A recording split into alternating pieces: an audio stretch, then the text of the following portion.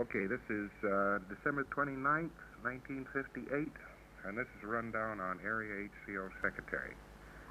First thing let's take up is the character of HCO and what it is. Public Communications Office was originated to help me wear my hats. And actually, this could be said to be to help me get people to get the work done, help me get people to get the work done as a different look than getting people to get the work done. Get the idea? Mm-hmm. Well, an org sec or an SOC sec, association secretary, as in the Sterling areas, he gets people to get the work done, or she does. And a central organization is basically a service organization. And every time we have asked them to do any of the functions which are now included in HCO, they have failed. They have not failed slightly, they have failed miserably. They evidently cannot or will not do these things. Now, that's all very well, but it means that they're basically a present-time organization. In other words, they've got PT. Now, there's one department in it which is promotion and registration, which is futures and past. And that's its only futures and past thing. It not only registers the PCs coming in today, but it gets the PCs to come in the future. And it takes care of PCs by correspondence who have come in the past. You get the idea? But other than that, practically everything in a central organization is present time. Now, when you get this much present time up against dissemination, writing of books, planning, and that sort of thing, it swamps what we're trying to do. And as a result, HCO grew up as a natural thing, not as a planned activity. All the time I was planning various activities of one kind or another, various organizations, while HCO was busy growing the whole time. And I never noticed it.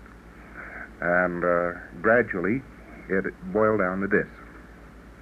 Its evolution boiled down to this, that in every central organization area, somebody has to be looking out for dissemination, somebody that's books and things of that character. Somebody has to look out for special events, such as congresses, ACCs, things of this character, or even such a thing as a film show. Somebody also has to look out for the quality of presentation. Quality. So make sure that nobody sends out lousy mimeographed handouts and so forth and downgrades us. And what really occurs is that each central organization demands of me certain things, and these things are basically aesthetics, ethics, technology, which, by the way, includes research and compiling of research,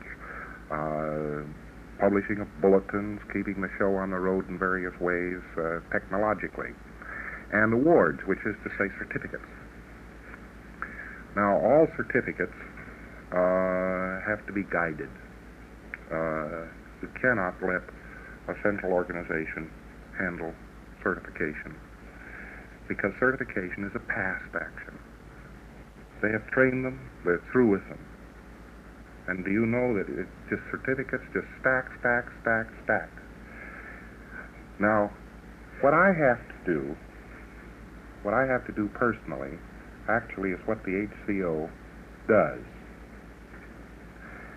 And that consists of holding the form and policy of a central organization so that it doesn't go off and do something weird. In other words, it's a planned activity, you see. Now, holding that form, that's a very important thing. The next thing is making sure that the auditor's code, the code of the Scientologist, are adhered to. Next thing is I have to make sure that the processing department is processing on processes that are getting results, and that the training department trains processes which will get results for the auditors being trained, and that the general form of training be adhered to, that the TRs are not departed from, and that sort of thing. And the next thing, I have to get together and sign all of the certificates and so on. Well, I continue to sign certificates, but who says they're okay to sign? Well, basically that's an HCO board review function, but that comes under an HCO Area Secretary. Now, here's the final thing I do, is I watch the communication lines. Central organizations are very fine, they do their work very well, but they are fixed terminals. And nobody watches the lines between the terminals. Nobody watches the inflow and outflow and inter-organization lines. Now that actually comes under the heading of the first one I mentioned, which is the form of the organization has to be held. Well, they never watch lines, so HCO inherits lines. Hence, communication. See? Now, I have to watch all of these things. I, of course, watch more things than this. But wherever I have a hat, you will find an HCO has to help me wear that hat. And you will get these things whether they are planned to be gotten or not. You get the idea? For instance, I wear a hat called Justice. It's pretty weird, but a couple of auditors get into a squawk, or a PC begins to raise the dickens with some field auditor or something of the sort, and the next thing you know, I'm wearing this hat called Justice and Equity. So this hat really belongs under ethics, so you can see that ethics spreads out a long way. Now, technology, of course, is the whole body of the science, and that's a big subject, but most of it is preserved in books, on tapes, or in HCO bulletins, or PABs, or magazine articles. Therefore, HCO takes purview over all of these media. In other words, you have books, tapes, tabs, HCO bulletins, and magazine articles. This all forms a body of technology. Now, an HCO office has to make these things available to a local operation. They have to be available. Now, nobody else in the organization can be trusted with a tape but HCO. And if training has tapes, they are checked out from HCO. And HCO doesn't check out the master. HCO checks out a copy. Now, we have stopped, pretty well stopped circulating tapes. We're cutting them on records now. And you'll see all of the select old lectures of one kind or another and new lectures all coming out in records. But nevertheless, you have to do a certain amount of tape business. So that an HCO should be able to copy a tape without damaging it. It actually is no great trick. In absence of copying equipment, why, you should send it down to somebody who copies tapes and have them make a professional copy. You'll find these professional copies are never as good as the one-for-one copies that an HCO communicator can make. But you have to have your master tape file of the tapes that are used for various lectures. That's number one. Tapes used for various lectures and tapes used to brief HGC auditors and that sort of thing, and you have to have those in master and never let a master out. Always let a copy out, and that's unreasonable because it might cost time and money to make a copy, but believe me, it's real grief when you lose your master. Yeah. Even Nibs one day chopped up a master on us. Yes, he left the room and let some student turn on the tape, and of course the student turned on the eraser. And that tape not only got erased in part, but was wound round and round the capstan and broken. And it was one of the 19th ACC tapes, and it was the best master we had. And so this sort of thing can go very badly awry. Now, in awards, we have this new thing. It takes 3 years to make a DSCN. And we have this another new thing, which is the extension course. Now, it means that there's a lot of paperwork in the academy to collect one of these things together. All the HCO Board of Review does is make sure that all the papers are present, and then examines. HCO Board of Review does not collect papers. Get that? Doesn't collect papers. It takes the collected papers. But HCO Board of Review also, through the HCO Secretary, has to be able to go into the enrollment files and look over and make sure that people who are trained are certified. But the idea, that's just a little bit further look. So the HCO Secretary, not the HCO Board of Review, would be the person to take this up. Now, the HCO Board of Review is under the HCO Secretary. And you get a yow at once when you find too many students incomplete. See, that means that there's a lot of dissatisfied people out there who don't have certificates or who weren't well trained. So you have to keep the certification up to date by making the academy do the work. Now, I have to do that all the time, so of course it's the job of an HCO secretary, you see. All right. Now, there's CLEAR and CLEAR bracelet. And a central organization can test and examine and test and examine and check people out for CLEAR to their heart's content.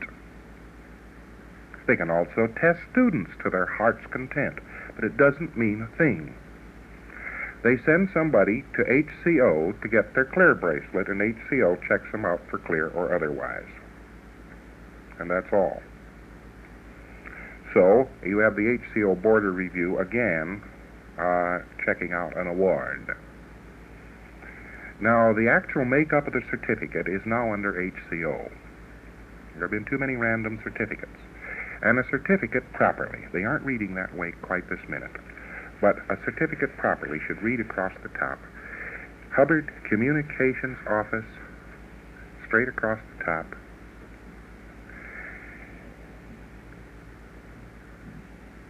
issues for, and all that's in very, very little type, in tiny type, hardly distinguishable, great big type, you see. Hubbard Association of Scientologists International, Melbourne, Australia. You get the idea? See? And we issue their certificates. Now, we have them lettered and all that sort of thing, but that's all can just set up as a mechanical action.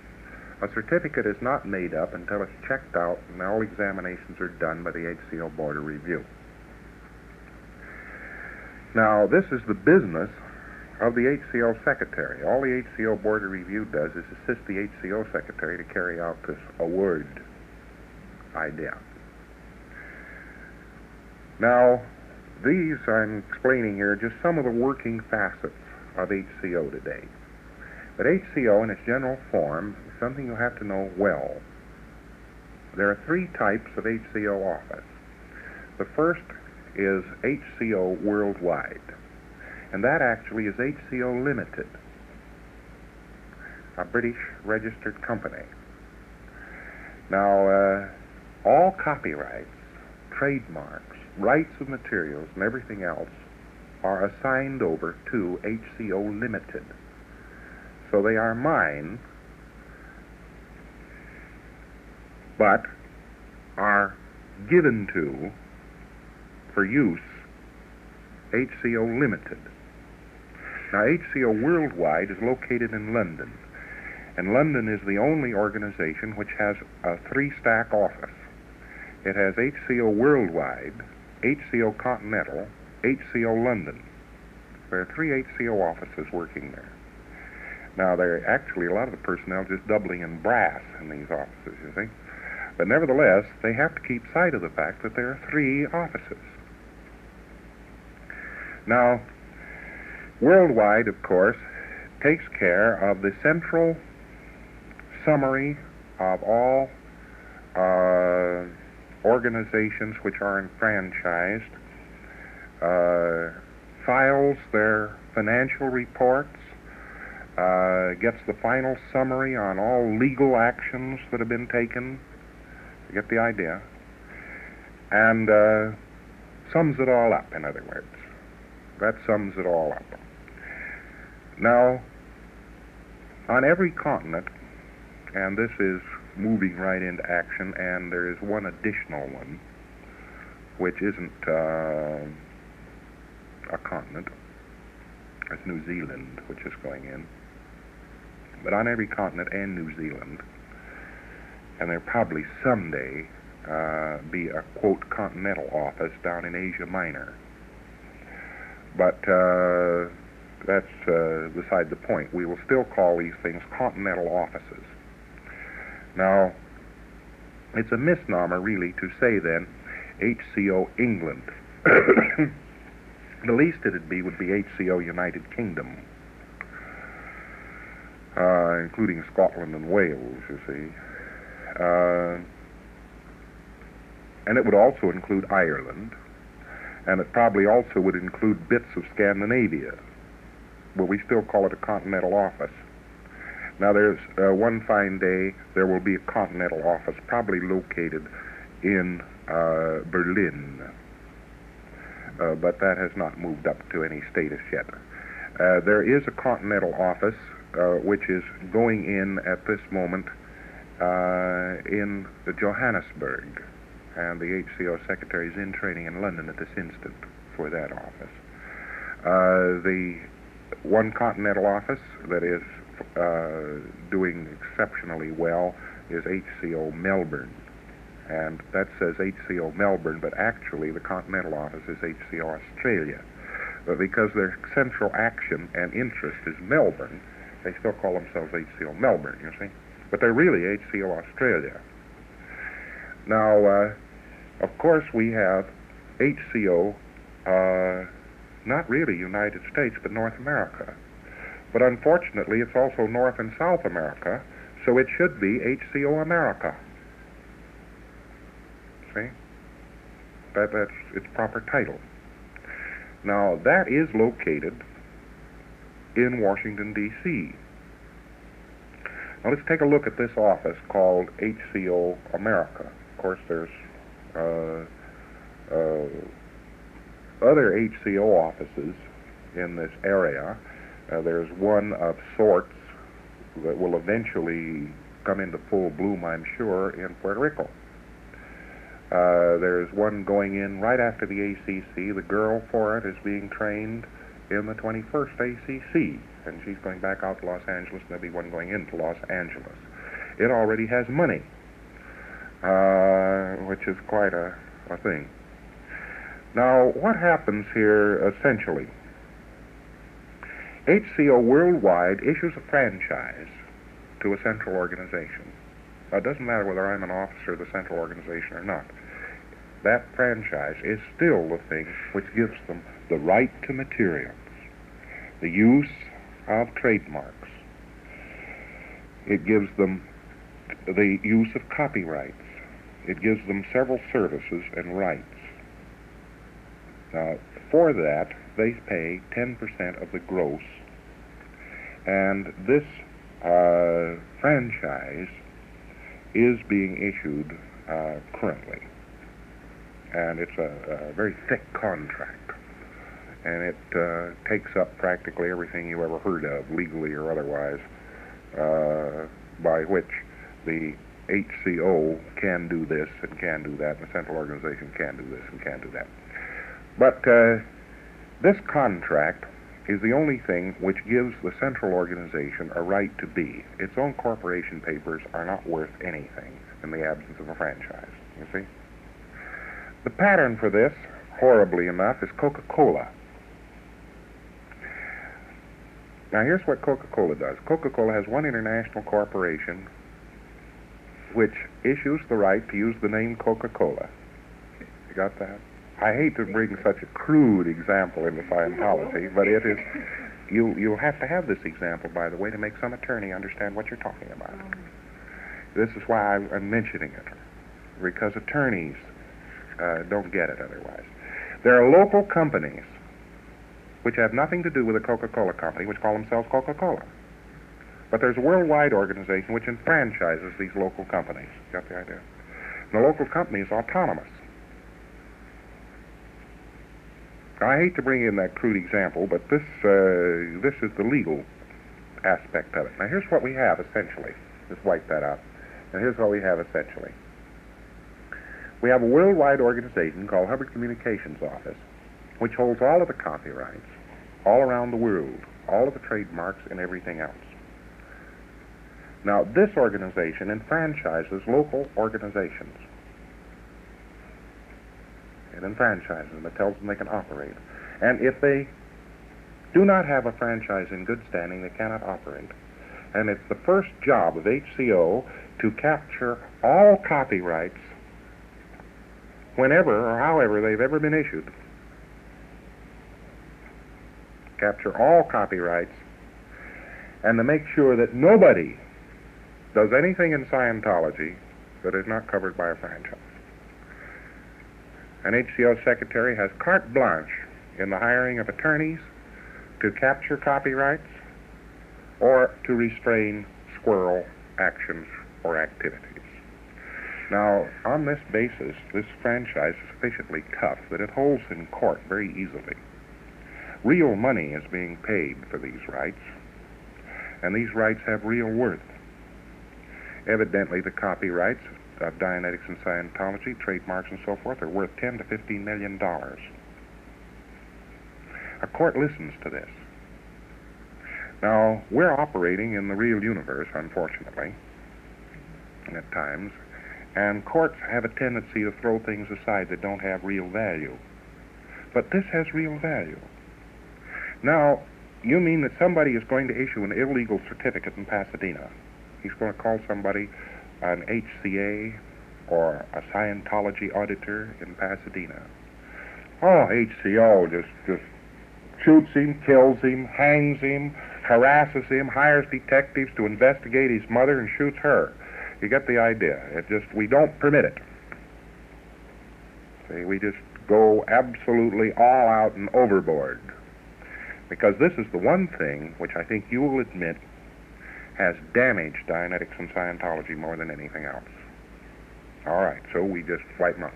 I got a letter the other day from an auditor in California, and he offers me 15% of 2 HCA courses, which he is going to teach. And he tells me he's going to teach them in any event, whether they are allowed or not. Well, he's got another think coming, because he's got an HCO that's going in just the next few weeks, right up the line from him.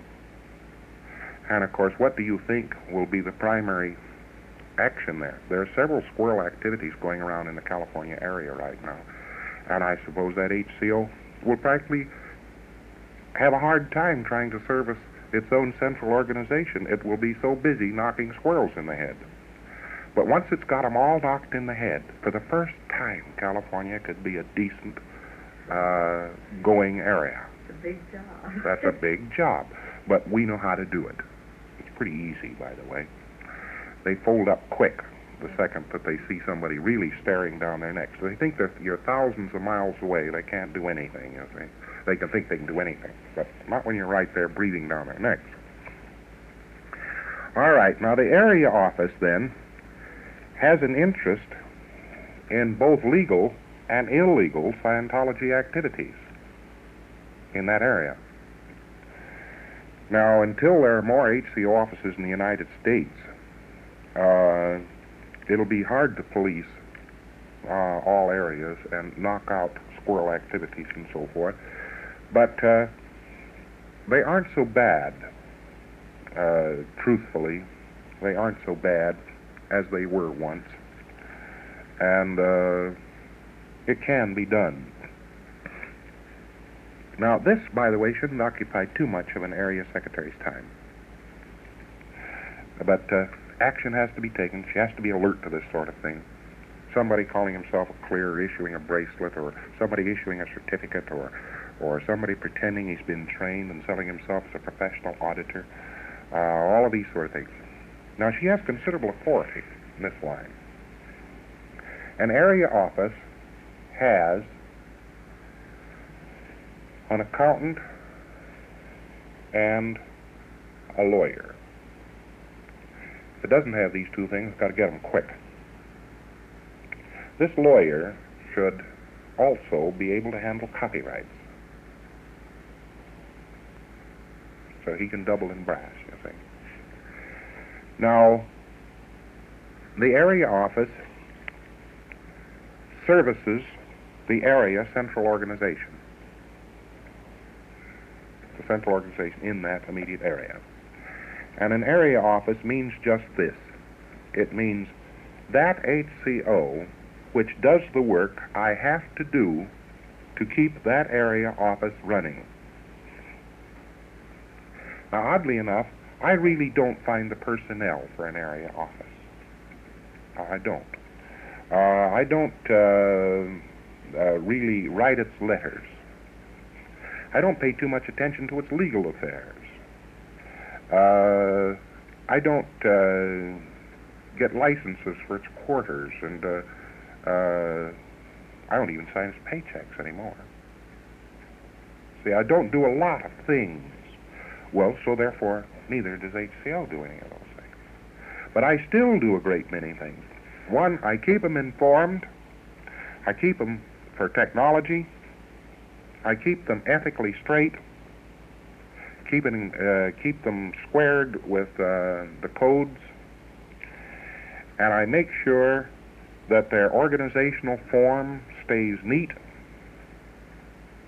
That is to say that they just suddenly don't create 5 more departments and get lots of doodle-daddles and get in a horrible squirrel up someplace, you see. Now that we have a much better organizational pattern, this is quite vital. And I make sure that they issue certificates and that these certificates get signed. So, these are all the basic duties of HCO Area Office. Now, this particular organization here has had very little done for it. You find, in spite of the fact they're apparently running, a tremendous amount has to be done for this local organization right here in terms of hats, policies. Certificates are way behind. Its auditors are poorly coached. It's just got a brand new registration line, but that hasn't been policed in. It has a new address machine, but the lines to that address machine are not proper yet. And in order to accomplish this, a system has been evolved. Now, you should know that an HCO office springs up by spontaneous combustion. They just jump into view. After an organization gets just so big, they'll start calling somebody the HCO secretary. This already happened in 2 areas. Without any let from me, I suddenly found out we had an HCO. These are good HCOs. Now, we're terribly understaffed,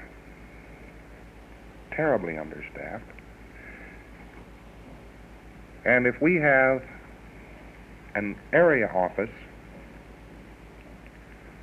functioning happily and well alongside of a continental office, which is functioning well, why, we've really accomplished something.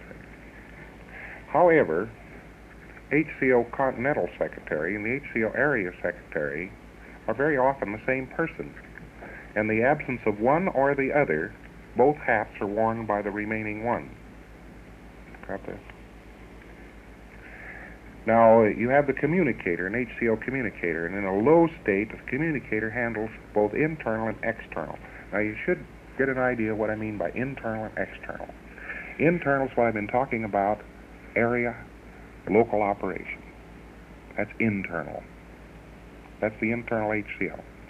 Now, it goes on an external line to other HCOs through Continental, through Worldwide. And that's external. Now, in spite of the fact you have to double in brass, And the HCO communicator is can be HCO Area and HCO Continental. In spite of that fact, he's got two distinct lines. And we must remember that when we are wearing two or more hats, what hats we are wearing. Otherwise, they become terribly entangled. All right? Now, you have the HCO communicator then is servicing both. He's acting as communicator for internal, he's acting communicator for external. And by external, we mean the international setup. But we are very fortunate if we have an HCO secretary, area, who is totally devoted to the area and who is working with that area. That is good. That is real good. Her first order of business is to operate through the secretarial to the executive director, which is a very interesting mock-up. People don't pay any attention when you're thousands of miles away. So secretarial executive director is carefully on the premises. Now, I'm not thousands of miles away now. I'm right there. And when an order is issued, it's not issued nebulously from London for somebody to agree with maybe. You get the idea? It's issued for Melbourne, secretarial, executive director, Melbourne. Hazy Melbourne, it says, right there on it. Now, nobody can doubt the validity of this or that it has local interest. Now, those secretarials are carefully called secretarial so that we don't get another entity in contest with the HCO secretary. HCO really does not boss the central organization. The central organization is autonomous. HCO only helps the central organization, and by the virtue of its franchise, can kick it around and call for arbitration and so forth when it doesn't comply with the basic standards of Scientology. And that's all it can do. But secretarial executive director could be the secretary to the executive director, you see, just as easily. But now we've created a new post, and that is not the intention here. So it is always secretarial. It is the HCO secretary's executive line into the organization. And secretarial executive director is also HCO steno. Those two hats go together in the same person. Now, a hat is not a hat anymore in a central organization unless it's secretarial executive director. On blue paper, black ink, with a corporation seal on every valid copy. See? Crash. When any secretarial executive director is issued, it is published on the bulletin board and given to the persons to whom it applies. Now, this means secretarial executive director operates as the secretary to the ADCOM, advisory committee or advisory council. The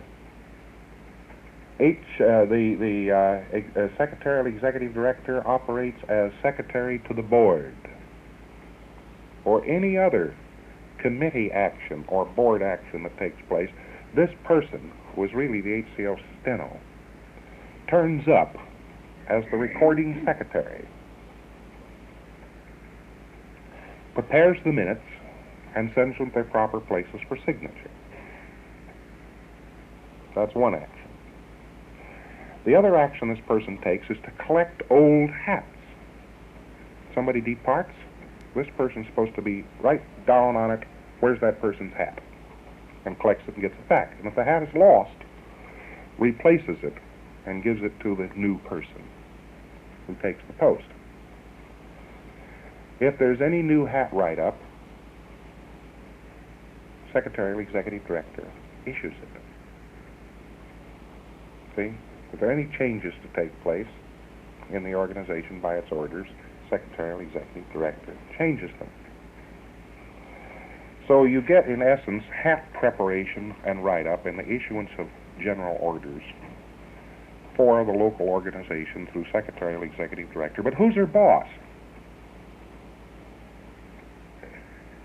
It's the HCO secretary, isn't it? Well, this is wonderful and remarkable. We've made a bridge between two organizations. Now, you get HCO secretarial letters. Nobody, very seldom will you get anything that says secretarial executive director for Washington, D.C. only. Because if it's going wrong in one place, it's going wrong someplace else too. But you do get incidental orders to that effect, so they can't be excluded. Instead of that, you get an HCO secretarial letter.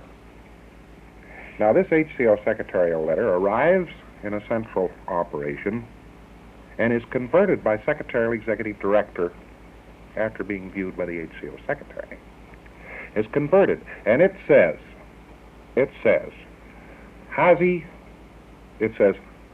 secretarial executive director, Hazy, Johannesburg. She types it all up. They never mimeographed unless they're for the whole staff or something.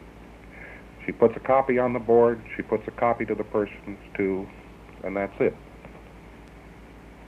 She's issued it. Now, these are all policies.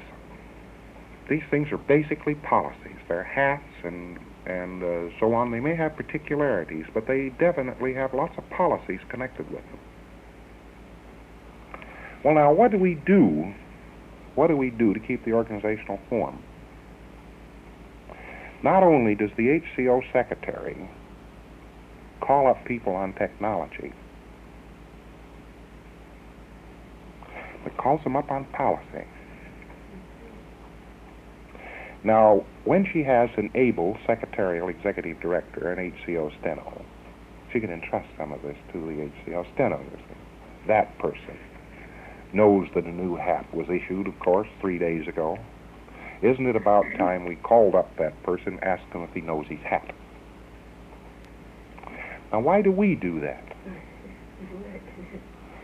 But central organizations won't do it. They won't do it. This is the one thing we can't make them do. They will get a person on the job. They get a person on the job. They will get work done, but they will never review his hat with him. So we call up the purchasing clerk. We say, we've had a new hat about 3 days, haven't you? Secretarial executive director undoubtedly does this under the HCO secretary's review. Had a new hat for about 3 days. Would you bring it up here?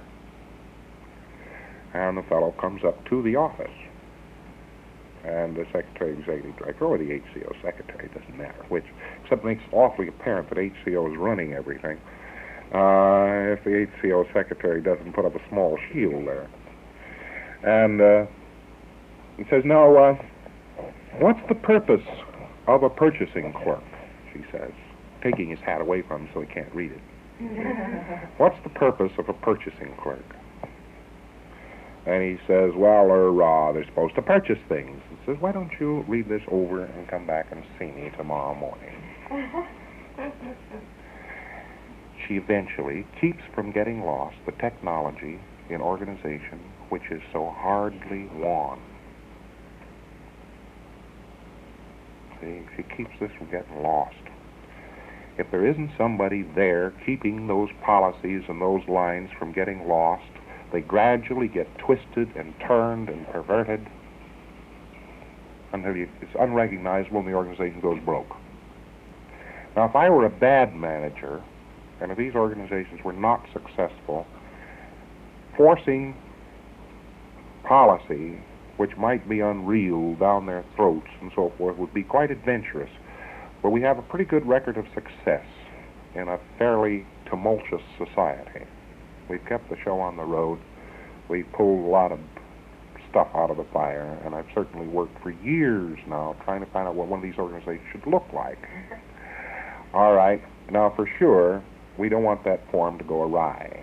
So really nobody's asking the HCO secretary or the secretarial executive director to do more than two things. One, make sure that existing policies and hats are published in the right hands and understood. See, that's one. And the other one is, if there's a gap, yell for help. Got the idea? Yell quick. Yeah. See this? Now a girl can do that, particularly a smart one like you. Now, there are many other little bits and pieces to the post, but straight away there's one great big job that you're facing right this minute, which is actually the finalizing of hats of a central organization. And that's going to be done in the next few weeks. The hats are right now being collected by Mary Sue. And she is condensing old hats, and then she's going to forward them through to me, and I will rewrite them from the material that she has culled out of them. And then I'll issue them through to you. You look them over and make sure that secretarial executive director prepares them, stamps them, issues them, they arrive, and that the old hat that was there is collected up and filed. Never throw away any hat material. Got the idea? Now, that little action will be going on right here for the next many weeks. But what do you do if you see something going awry which is adequately covered in secretarial orders? You asking me? Hmm? You asking me? Yeah. Well, I think I would find out where it was going awry. That's right. You'd run it down. Something is going wrong. One of the first actions you could take is simply republish it as a brand new order. Yeah. See? You could just republish it and put it up on the board, up on the main B-board. That's the least action you would take. And you try to run it down. You try to call in the people involved and find out what, because they might be running into something quite real. They also might not be. They also might not be. Now let's take up a principle. There are several principles on which we operate. One is HCO in enfranchising must not become itself involved with the central organization as such. It can't identify itself with a central organization. Otherwise, it becomes liable for the actions of the central organization, and it becomes subject to seizure and so forth in the event of central organization sudden failure. See, a lot of things. So it's got to have a separate identity. That's the main thing. That has to be preserved at all costs. So therefore, although you issue orders through Secretarial Executive Director, one and all must understand that Secretarial Executive Director is a part-time job, because we don't want to burden the organization with that person's pay. We're being nice, you understand? Now, we issue all the books. Now, here is HCO Continental. HCO Area issues only those books which are sold locally. What books are actually sold across the counter by the FC under the notice of HCO Area. So HCO Area must always make available books to students, pre-clears, the public walking in the front door, and so forth. But, so help me, I don't know quite how we're going to solve this totally forever without becoming a kind of a bookstore. Yeah. And the one thing we don't want to have HCO become is a bookstore. So some sort of a deal is made with the organization to sell these bits and pieces. But an HCO secretary watching $2 disappear every time a $4 book is sold is liable to get a little restive after a while. Is liable to start pulling this close in. So why shouldn't HCO pay some little fragment of reception's salary for the time actually occupied in selling the books? That's reasonable, isn't it? All right, and make sure that those books are supplied and that reception doesn't get careless with them and lose them. Because books have been lost the length and breadth of the world, and we're taking them all over. HCO is taking books over everywhere. And we will inventory the actual books in stock every quarter. And that gets checked by accounting, by the HCO accountant, against book sales slips. And then maybe we can afford to sell books. HCO can make money out of books, but central organizations can't. That's another little datum. They just can't do it. We can transfer books all over the place and make money out of them. All right, so HCO Continental is usually involved in special events. HCO Area only rarely would become involved in a special event, such as a Congress or an ACC. But certainly we have HCO Continental being in charge of special events, such as ACCs, Congresses, and in charge of books, in charge of wide book sales, and in charge of the Continental magazine. The magazine doesn't belong to the HCO Area Secretary. The magazine belongs with the books. And the big stack, the big bulk, the mail orders, book sales, and so forth, are all done by HCO Continental. Now, HCO Continental would be what? In this case, this is Millie and half a Bonnie. Bill Illing and Andy Bagley. I see. Do they come under the other two that you just mentioned last? They come under HCO too? What's that? Oh, yes. HCO is buying DCI and has already grabbed the Congress of Scientologists. Get the idea? So DCI may go right on and run as DCI, but it's owned lock, stock, and barrel by the actual corporate status of HCO, not even owned by another person, you see? Now, this means that right here we have the magazine Ability being gotten out by Millie, book sales, invoicing of, and that sort of thing, being supervised by Millie. That's mail order book sales. The books themselves being shipped and other items of this character being shipped to everybody around the country by the book administrator and shipping clerk, and they're going out on book promotion. And they also promote other things like ACCs and the Congress and that sort of thing. You get this idea. And this is incidental and is not really pattern in an area, but HCO Continental is here handling my personal affairs local. And that, by the way, is quite an item. Gets to be quite an item. Now, this doesn't mean that some of my personal affairs are not handled by HCO Area, by a long way. Because what is Scientology at large, to me, it may mean many things to many people, and many things even to me, but it's a matter of personal pride with me, and it's almost a personal concern that it runs well, and that it keeps from falling up, and that its dissemination goes good. Whatever else it means, it also means this little one, you see. Now, this means that HCO Continental is very busy. Very busy.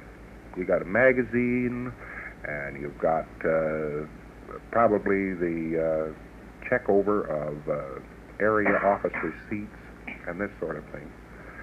But truthfully speaking, you cannot expect HCO Continental to really handle the local area, and it never has here.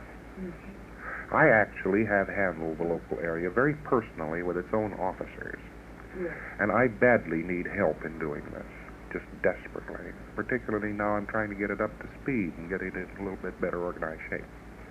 All right, I spoke of several policies. Here's another one of these policies on which we operate. One, we don't permit this identification of central organization and HCO to take place. Here's another policy. Is HCO tries to get the central organization to buy any and all of its equipment and pay any and all of its bills, but failing does it itself.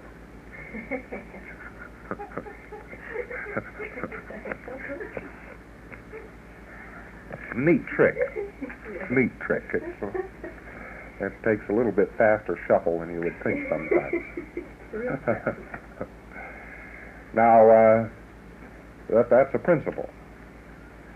Another thing is that we try not to burden the central organization with salary expenses. So HCO pays its own salary. Now, this sometimes is a little bit slippy. It's a little bit hard to do, to pay all of your expenses and everything else and make both ends meet and publish new books and all that sort of thing. And the reason we had to take over books was two. One, they weren't being sold or handled well, and the other was we had to pay our own way. But if HCO is paid by the central organization, as it has been in the past, accountants instantly identify the two, and you can never argue them out of it. Another thing is it burdens the local staff. Yeah.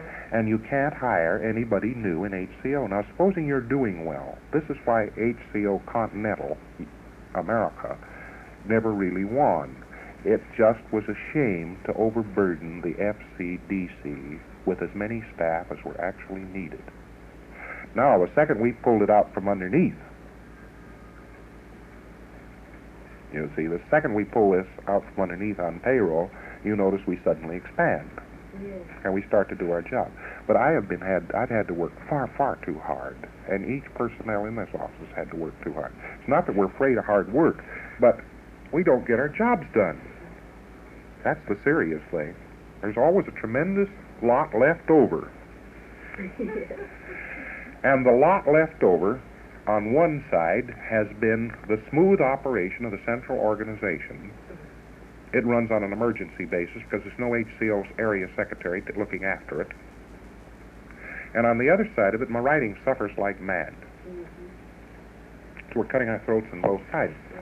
We're cutting our dissemination, and we're cutting our local action. Now, what's intended here is that one never tangle, here's another principle, one never tangle with the org sec or associating secretary. Mm-hmm. One just never tangles with this person. There's a zone of operation for each hat. And the HCO secretary, I can be sure, can understand this. I suppose that it'll be less understanding on the other side. The SOC secs and org secs and so forth around the country. One, they have a tremendous burden. Mm-hmm. They are not backed up very tightly by myself because they can't be. They're to a large degree out of communication. They get people and put them on the job. They try to do and get local enthusiasm and excitement. They try to get the work done. And in trying to get these things done, they very often foul up on policy. And they have never enforced policy. So we let them get the people. We let them get the work done. But we take care of policy and comm lines. The idea. See, we make sure that when somebody's changed on post, he's issued a hat. And if the org sec or a SOC sec thinks there's a tremendous hole in his organization, we probably know there isn't. We probably know he just hasn't provided personnel for a post or something of the sort. So, HCO, we in HCO become the experts on organizational form. We just study it until we know it backwards and upside down. On a highly theoretical level. We don't care anything about the thing except that it doesn't work. And you find out it works. But here is why it's a full-time job almost. There's a rule. Here's another one of these little policies on which we operate. You can put order in until order stays. Mm-hmm. You can't put confusion in until confusion stays. But you can put order in till order stays. But every time you put in a little bit of order, you blow off some confusion. It's the old confusion, the stable datum, but it's a little new look on it. And it's every time you put in order, you blow off a little confusion. Blow it off. It just blows off. Remember, it's blowing off. It doesn't come in on the order. No, It blows off. no, it blows off. It's quite interesting. It excites it. It comes into view and then dissipates and disappears, Yeah, I see that. which is quite interesting. The disorder was there inherently. See, it was already there. And we put a little order into that mass of disorder, and a little disorder blew off. Now, what it looks like to us is that nobody wants to comply with what we want them to do. And we get pretty ornery after a while about this, you see. And we say, damn those dogs anyway. Why won't they snap and pop, you know? Well, that isn't the way it is. What happens here, really, is there's just so much disorder got to blow off. I just might as well make up your mind to it. Now, if you can predict or expect something, you can handle it. But if it always comes as a surprise to you, as it has to us in the past, for instance, the registrar line is a line, you'll have a reality very soon on what I have to contend with. Now, no less persons than Dick Steves and Nibs put in the registrar line exactly according to the way we wanted them in, whereby a pre-clear being signed up was sent to technical for an estimate and then was returned. And they did it perfectly. Perfectly. Like a perfect, cheerful idiots. They put time in there where there was no time written in. Turn off that heater, would you? They put time in where no time was written. You know what they did? They sent the pre-clear to testing to be tested the following Monday, and then returned the pre-clear to the registrar. And I never found out about this until finally the registrar said, I don't like to hold the money all this time.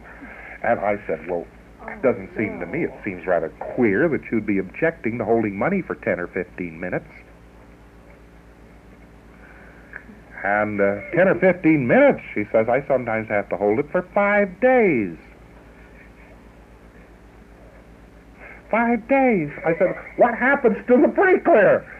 What do you do? Ship him to Chicago? Well, they had two contrary orders, they thought. They thought they had to give him written tests. But even then they could have done this. And instead of giving individual separate tests to every pre-clear that walked in and send them back to the registrar or test them in some fashion, they were holding him over for the next wide testing period. Oh, that's enough to drive you daffy. Honest, it had been going on for a year, and I'd keep knowing there was just something wrong with this line, and I would go down and I would say, now, are you sure you're doing it this way? Are you sure that when you sign them up, you just sign them up for anything, and then they go into technical to be checked over and accepted, and then come back to you? Yes, that is the way we do it, these knuckleheads would say. Plus. Yeah, plus. Now, one in London was very amusing. Wonderful example of this. I got an order for Kalamazoo. Visual index. You ever see one of those things? They're great big steel slabs with great big cards on them, and you can read any of the cards at any time. You just flip up masses of cards and you read the cards under them. They're huge, you know that, all that huge piece of machinery. You know, great big things. You pull them out in long drawers and all that sort of thing. I kept getting requests from Central Files for Kalamazoo. I said, I don't understand it. So I went down and I looked up this. You see, this kind of thing I do. Hardly anybody ever sees me do this sort of thing, see? And I go down, and why do they want a Kalamazoo?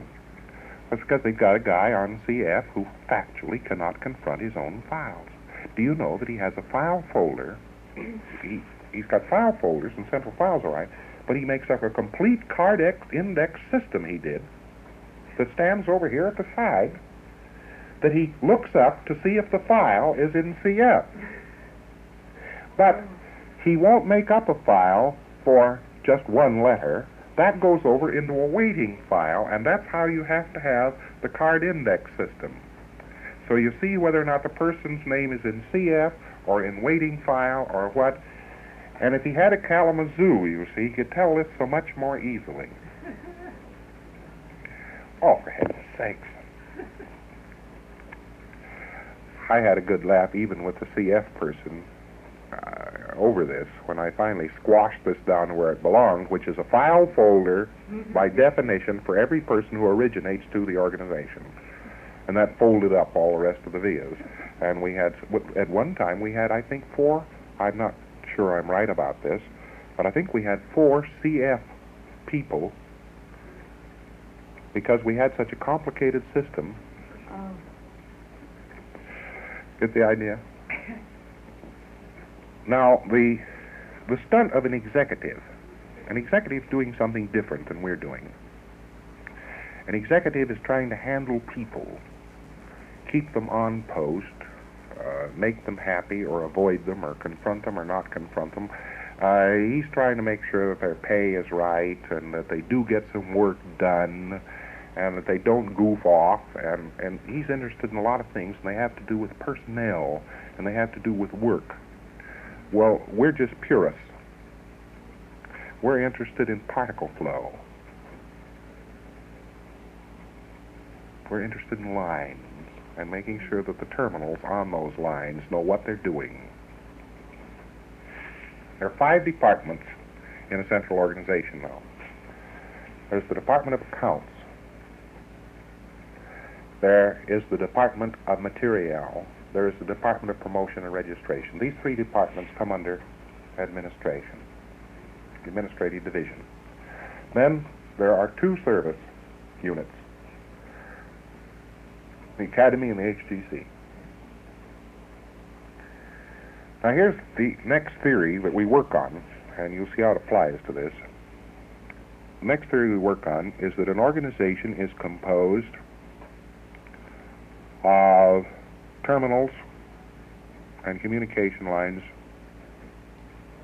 related by a common purpose. And that's an organization. And all the organizational pattern does is help separate the types of particles being handled. That, in a nutshell, is an organization and what it does.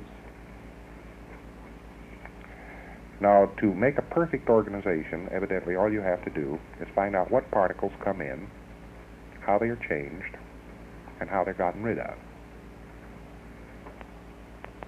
That's all. That's all. And if there's any friction on the lines, why, it's got to be moved out. Now, that's the system on which a Scientology operation basically operates. It takes a lot of looking. But if you were to make a list of all of the things which came into the organization and find out where each one went and what should happen to that, and then find out where it went after that, and if you made lists of all of these, you would wind up with hats. See? That's all there is to it. Actually, there aren't so many. Otherwise, it looks terribly confusing until you understand that and really count them, because there are not very many.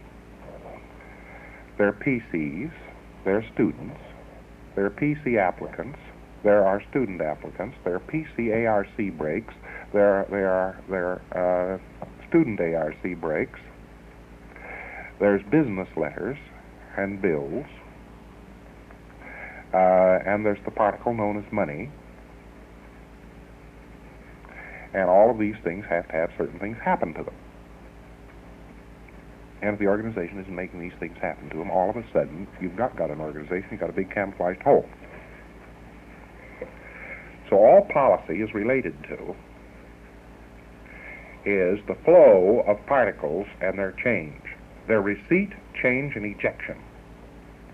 No particles ever stay in an organization. Really. They don't stay in an organization forever. Sometime or another they depart. So how do they depart? You know, organizations just swell up and bust through never departing any? Huh? Well, one of the methods of departure is into a file drawer. And wherever you see a file case, you've got a departure. That's left. And until it's pulled out of that drawer and put back on the lines again, it's not in the organization, it's in the files. So the files are really just outside the organization. You consider that way, and you got it made. Period. Now you can actually introduce one of these files into the organization, and you know what a file is down in CF? It's a counterfeit body. And everything pertaining to the person should be either in the CF files or in the testing files. And the CF file should have the profile in it too. So we introduce this counterfeit body back into the organization. How does it get around and get changed or something done with it and get back in the CF again? How do we suddenly furnish up a piece of this counterfeit body known as an address and put it onto something? And where does it go in order to get out of address and back into address? How do we get nobility mailed? See? How do we get the addresses on the thing? How do we make sure they're proper addresses? Who checks them? What you've got here, in essence, is something which, to a casual view, the first time you glance at it, looks confusing. But the one thing it isn't is confusing. And the one thing it collects is confusion. Simple. Yes, it's too simple. All right. So we put this new datum in. We say there's a policy. And it says when a central file folder is taken out, a dummy folder is put in its place, and the flash color card of one of the 5 divisions, each one has a flash color, the flash color card, which is sent for that folder, had a person's name on it, is put on the dummy. Is just stapled on the dummy. The CF folder then goes to that department by CF liaison, not through the communication center. It just goes by CF liaison. He just takes it up there. And when it has been gone for its proper period of use, it is then returned to CF and is never kept in a second file. Now we can then open CF at any time and we see nothing but maroon cards everywhere. There we go. Yeah, we know who Maroon is. See, whoever Maroon is, well, we go see him and say, where? Where? All right. But we issue this order. CF in charge says this completely disrupts everything. That's the first thing he tells you. Or he merely looks apathetic. The way we handle this is very simple. We just get him to read the order. He says, what does Ron mean? Your answer to this, and this is something you will get to know very, very well, is, what did he say? Oh, it's impossible. And he reads off this order, you see? And you say, well, then that is what you do. And this is just like auditing. You flatten the comm line. You finally flatten the comm line. And you don't really Q&A with his confusion. The second you Q&A with his confusion, you're dead. Next thing you know, you'll be trying to rewrite directives. You'll be trying to do this. Only this is grooved over here. These lines are very carefully merged with another set of lines over here. And it'll start going out of gear and kilter. Yeah, and the next thing you know, why, it's all confusion. So this is what I meant when you put in a little bit of order in, you get some confusion. Just expect it. Expect that any time you issue an order, you're going to hear from some confusing side of it. They'll ask you some of the weirdest questions. When we tried to put in, we haven't got in yet totally, I know, just by instinct, but we more or less got into place the new registrar line. And boy, the confusion that came off of that. It even blew one of the girls off the post for a week. There was enough confusion. Now, I didn't worry about it, because I just knew that there was enough confusion going to blow off there, and when the confusion died down a little bit and it disappeared, well, we'd put it in again. Get the idea? And we get a little more confusion off, and you're going to see this week, because we're going back and tamper with this line again and get it in a little more snugly. And you're going to see some more confusion.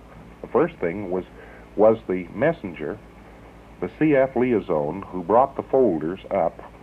Was this person really the director of promotion and registration? Now, that seems impossible that anybody would make this confusion, and yet they nevertheless made it. Not one, but two people made this mistake. But it didn't say that anywhere. Now, what it takes, it's an auditing job. It's an auditing job. And they say, what does he mean? And you say, what did he say? And you say, read it. Read it out loud. Now, that's what he meant. Now, after a while, this is the only point where this breaks down.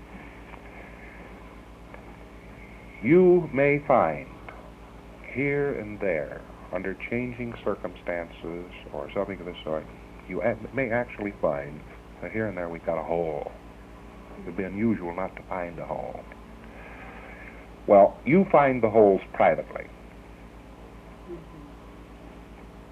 Don't take them off this Q&A thing, because it looked to you like they're just all holes.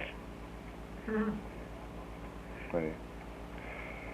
Now, you'll find some weird things occurring. People, otherwise very responsible, normally quite responsible, will get a fad going.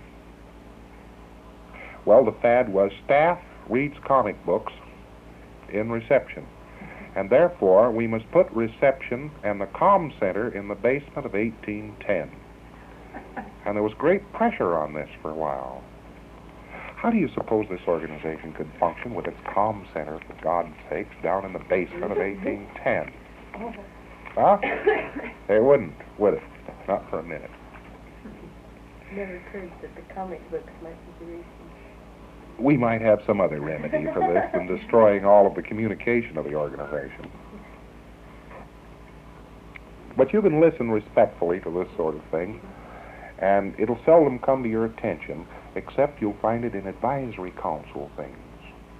Now, the reason why your secretarial executive director is the secretary for each committee or board is to give HCO a good look at what's going on without its demanding its minutes. Got the idea? Mm-hmm. When you see something real squirrely,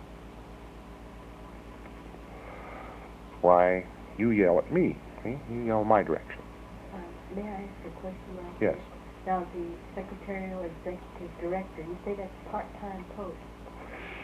It's part-time only to this degree, that the rest of the time is spent as HCO steno. Get the idea?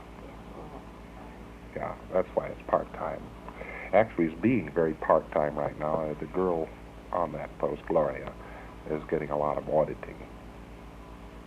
And she'll be back full-time probably next week. In any event, that is a full-time post. That girl is paid, by the way, by the FC, which I carefully gotten allowed. Take that off the back of our necks on one of the earlier principles I talked to you about. When you make the central organization pay traffic, you can. And maintain independence at the same time. All right. Now, here's a more serious thing. Are the auditors in the HGC following procedure, getting decent profiles? Are new auditors being brought on the job being broken in according to HCO bulletins? Because there's a procedure for this. Are their results adequate? Are they ARC breaking their pre-clears like mad? Have they squirreled in some fashion? Are they running some kind of a dopey fad? Is their interpretation of existing procedure correct or for the birds? You'll find some of the weirdest interpretations. Been there. Yes, sir. It's pretty weird sometimes. And now, they are entitled to a certain amount of information. And you, with technology and other things, right straight away there, you can make sure that they do get these bulletins and that proper bulletins are reissued to them and so on. They do get literature. You can make sure of this. But having gotten it, you also make sure they understand it. So therefore, if they have auditors' conferences, it is not remiss for you to attend them. And you may also listen to sessions. Oh, my. What a treat. Yes, and let's find out how, let's say you get in a packet of profiles, and there's 2 of them that are very, very bad, a whole week, and these pre-clears are continued over. Here's a good example. This you would certainly go and find and listen to. You just listen to these boys' sessions and check them over and go and talk to them. Talk to the DP,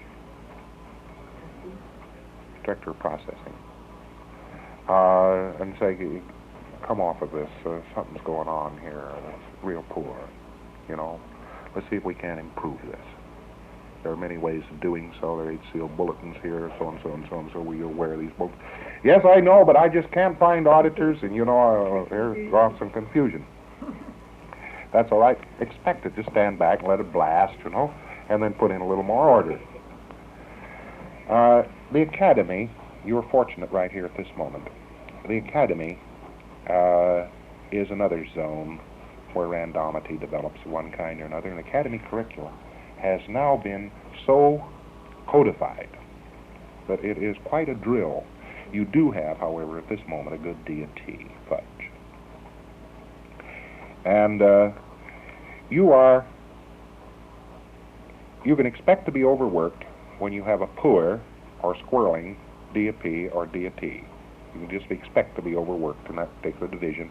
And at that time, you should start looking frantically around to recommend to me certain changes. Get the idea? Now, in my dual capacities and so forth, it is very easy for me to effect these changes. It's difficult for you to, but it's very difficult for me to. But nevertheless, to do your job, it becomes necessary that you are very clever in looking over the existing situation in any event and tracking on down the lines, making sure that people do know policies, and when they are apparently so damn knuckleheaded that they just can't make it at all, you might call it to the attention of the org sec or the administrative assistant. You might call it their attention, so-and-so seems to be having an awful lot of trouble, you know, without putting it on the comm lines and so forth. But if something isn't changed then, and they apparently haven't paid very much attention to it, that's the time to yell for help. Get the idea? You try to keep it smooth, try to keep the communication squared, and otherwise make it answer up. Now, actually, there's a financial side to your job. And that financial side, in an area that does not have a continental office, The HCO secretary takes care of all the local finance. HCO Area Secretary takes care of all the local finance. Invoices and disperses. Invoices the 10% check. Disperses all the wages and so forth. And does this with the assistance of an outside accountant. So that she never has to make up books or something of that sort, or balance bank accounts or something of this sort. But nevertheless, does have to invoice everything and does have to disperse everything by check. Now, you are the one responsible here that the FC pays the proper 10% of the gross. Even where there's a continental office present, the area secretary has to make sure of the local operations remittance. Now, the continental office would be more interested in the ACC and the Congress than it would be that 10%. But in this particular case in Washington, the continental office also takes care of my personal bank accounts. See, you don't have any interest in that. But an area secretary could have interest in that, don't you see? In the continued and prolonged absence of the continental secretary, area secretary would have to assume many of these posts, so some familiarity with that zone has to exist too. Now, none of this, to say all this is very simple, would be a simple-minded statement.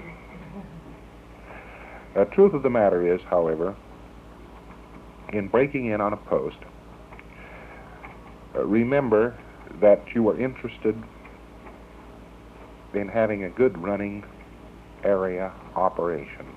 That's first and foremost. That thing has got to make money. It's got to have excitement. There's got to be enthusiasm. And failing these things, everything else fails. Now, to get a good HCO office working, you have to have, or be sure that we have, an accountant and a lawyer. You have to make sure that our copyrights are well secured.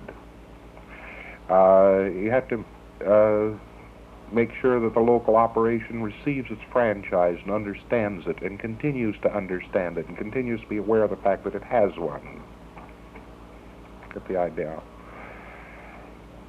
Make sure that its ethical activities, that it doesn't engage in something like everybody who comes in and applies as a student gets a certificate. This has happened in about 3 operations, so I'm not just dreaming. No kind of a goofball thing like that occurs. Or that extravagant promises are made to PCs coming in. So on. This is all under ethics. 2, that the technology is available for the Academy and the HGC. Therefore, you have to have a library. In a sort of a shambles state, yes. Well, it will be moved right in where you are, and you will really have to create its final form. Then, you have to be sure that people answering letters know what they're talking about. Get the idea? You have to be sure also that letters, when they are written, and bulletins and things, when they are put out, have a certain aesthetic, that they aren't put out cheap. In your area, you have to make sure that a presentation is good. Now, if we have a Thursday night auditors training, which we probably have here for local town people or something of the sort, so the HGC can have spare auditors, we make sure that the tape recorder used has good quality and that there's good voice tone coming out of it, you know. We just make sure that takes place. If we show a film, we make sure that it's all high fidelity equipment and expert projection, a good screen, you know, that sort of thing. We don't let some corny action of an old broken down tape recorder that you can barely understand and the audience going to sleep and that sort of thing, and that there's no program, that the program in general wasn't arranged, you know, and that sort of thing. And in the level of awards, you make extremely certain that your certificates and so on do get issued when somebody has been trained. And the clear bracelets aren't handed out like confetti and this sort of thing. And you generally sit on the lid on these various things. Now, there's a new theory which assists an executive a great deal, and that is that you have an HCO communicator type person in each one of the departments who actually is a member of the central organization. Now, these people would be called expediters or communicators. Now, we look to HCO to put their hats on, and this has not really begun yet. We only have one in one department now, but eventually some of that would come under your interest. More interesting to you is project engineering. And project engineering, we just get staff auditors and get them to put life into things and keep their interest going by letting them supervise small projects. And all of project engineering is written up in its own briefs and bulletins. Yeah. Now, there, in essence, is the scope of HCO Area Secretary. It takes quite a bit of doing, takes quite a bit of study and understanding. You're very fortunate coming on at this time because all the hats are just now being rewritten and there aren't too many old bulletins. All right. But one of the things you should remember to do is to go and look at the mest. Go and look at the mest. Make sure that if you know of a line, that you yourself trace it through. Just how does this thing work? Just for your own information. And you'll find out in many cases that people on the line haven't a clue. Now, in writing dispatches, like say that I saw some things that I felt, like, would I always direct them to the head of the department? Direct them to the head of the department. That Always is on paper. That is correct, but you'd be very smart to direct them through the secretarial executive director. Oh, everything goes through Oh, that yeah. terminal. Yeah. Anything going into the organization goes through that terminal. Whether it be dispatch or... That's right. the whole thing. That's right. Good. You just keep that thing grooved, you see. You go around and be a quiet ghost and look over everything, and then make sure that the secretarial executive director issues the pertinent papers. I had one other question about the engineering, whatever it is, the name of it. Mm-hmm. Now, am I to go ahead, or am I to submit ideas, or do you have any suggestions? Having any projects, you would normally be the one that dreamed up these projects. You would normally be the one that dreamed them up. Any particular directions you have in mind? No. I haven't any for the U.S. I had 12 for London, but I didn't have any for here. Well, just coming from the field, I have a good view Oh, yeah. of what could happen. Well, a lot of things have got to be done. There's a lot of things got to be patched up. The motto of HCO is bring order. And if we bring order, we'll do a good job. Now, trying to organize the field is more important, if anything, than organizing a central organization. But if a central organization isn't smooth, there's no point in organizing the field. So the first thing that comes in is first we get HCO well organized, then we get the central organization well organized, then we get the field well organized. We want lots of auditors out there running lots of groups. And these are the directions we're working. You find out most of your questions are answered in directives of one kind or another already issued. There's stacks of them. There's stacks of them. And we're building here on a very stable inflow of pre-clears and so on. We're doing all right. And it's time we got this really organized. That's why I'm glad you're on deck right now. Okay, are there any more questions on this? No. No more questions? All right. You got any questions about this, Millie? You recognize, don't you, that HCO Area Secretary is doing something a bit different than HCO Continental? Oh, yeah. And you recognize that we have been to, in the largest degree, actually, kind of HCO Worldwide, HCO Continental mainly. I do have one quick one. Yes. You mentioned copyright and trademarks and that sort of thing. You were talking about HCO. I want to know primarily, is that HCO Continental more than HCO Area Sec or what? No, ma'am, that's HCO area. Area Sec. Shouldn't have had already. That's No, HCO Area I really Sec. didn't know. For 18 different reasons. First of them is that the Area Sec would be the one better on the lines to Yeah. see squirrel publications That's right. of one kind or another. Yeah. Furthermore, would be the person most capable of contacting the individuals. She would also be sitting on their certificates. That's a fact, yeah. I hadn't thought about that. Yes, and she can contact individuals much better than Continental. Now, that doesn't mean that Continental doesn't rack it up. Oh, yeah. Eventually, Continental racks it up. And where you have a Continental in an area office, they would have the same